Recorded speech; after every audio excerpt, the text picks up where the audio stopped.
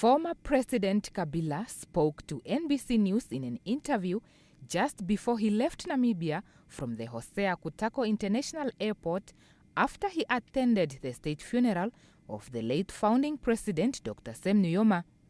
Kabila, who is concerned about the security situation in his country, pointed out that in 2001, just after he came to power, a similar situation arose where foreign armies were deployed in the DRC to stem fighting there.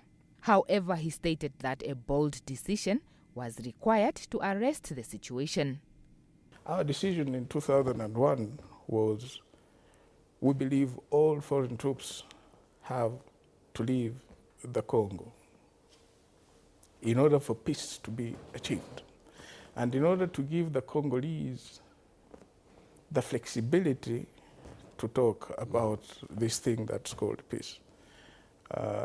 That's how most of those troops left. Congolese were left to deal with their own issues, but of course with the support and the accompaniment of the partners of the Congo, the region and beyond, the United Nations also included.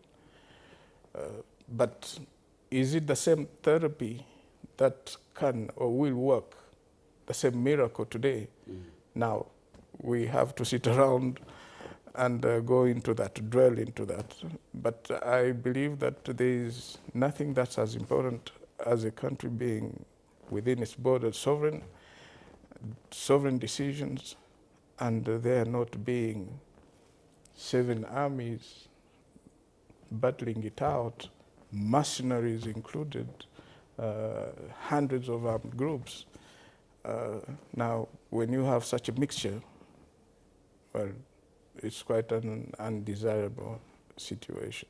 In 2008, Kabila signed a peace deal with the rebel groups in the eastern Congo, and he shared some advice from his experiences. My advice, if at all anybody wanted my advice on this particular issue, my advice could be talk to the Congolese people. They know better, they know best, because they've already been there. They've climbed that mountain, they went down the valley. It's another mountain to climb. They know better and best how or what it is that they're suffering from. I know that the initiative is to bring mediators from West Africa and some other African countries, but no mediator will ever tell you that he or she knows the Congo better than the Congolese themselves. And I think that should be the first step. And then the second step, of course, should be the goodwill.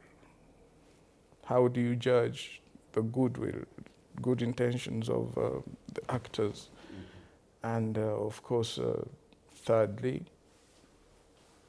what are the guarantees that what you're doing will definitely, or at the end, bring about the peace that we are talking about. At the age of 53, Kabila is the leader of the People's Party for Reconstruction and Democracy. What does the future hold for him? Well, only God knows. Our intentions are to be very much available to serve our country, to serve our people, continue to serve our people, and serve the region also, Africa, because the Congo is an African country, Namibia is an African country.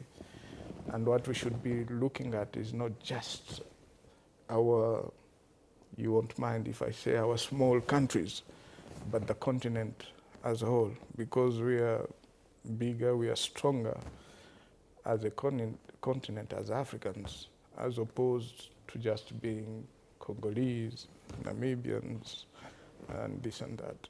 So we still have a bit of energy to continue to serve that very cause. The full interview with President Joseph Kabila will broadcast on NBC One at around 9:15 tonight.